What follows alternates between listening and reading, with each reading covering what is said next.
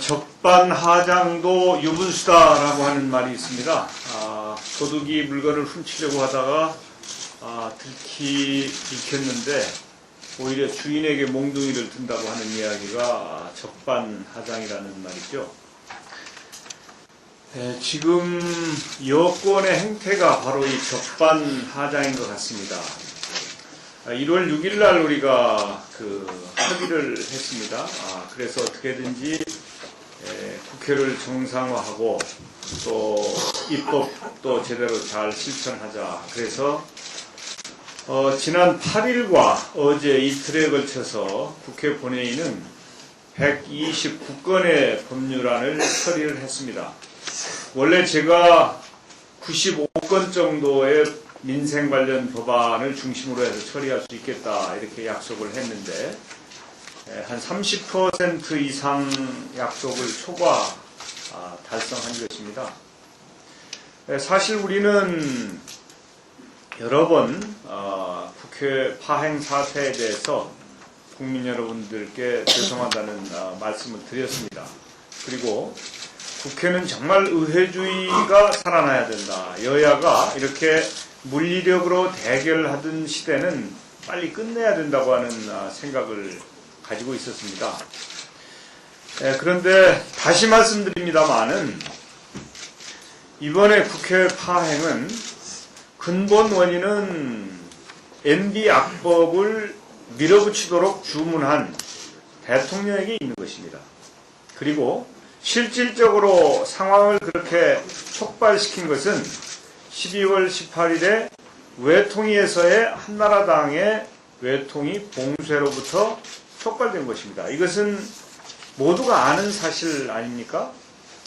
그런데 아직까지 한나라당은 거기에 대해서 유감의 표시나 사과 한마디가 없습니다. 정말 뻔뻔스러운 사람들이고 적반하장도 유분수다.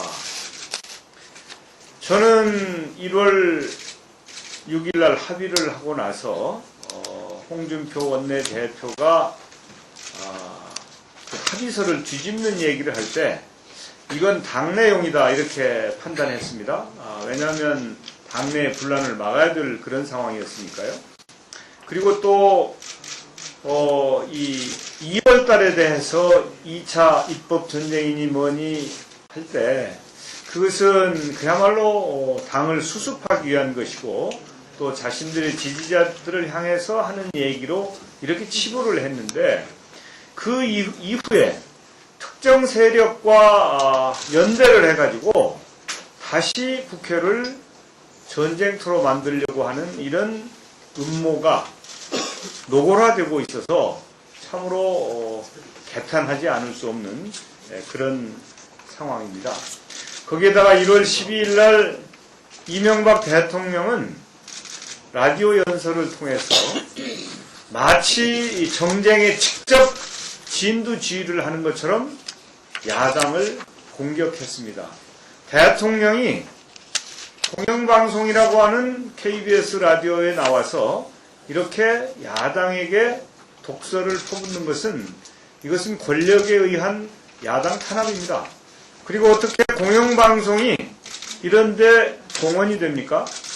저는 KBS가 이 문제에 대해서 심각한 반성과 검토가 있어야 된다고 생각합니다. 어떻게 대통령이 직접 야당을 공격하는 그런 정치적인 발언을 하는데 공영방송 라디오가 동원이 됩니까? 우리 민주당은 KBS 라디오가 격주로 대통령의 발언을 방송하는 것을 중지해 줄 것을 분명하게 요구를 합니다. 이것은 세계 유례도 없는 것이고 정치 도의에도 맞지 않고 또 공영방송의 품격에도 맞지 않는 것입니다.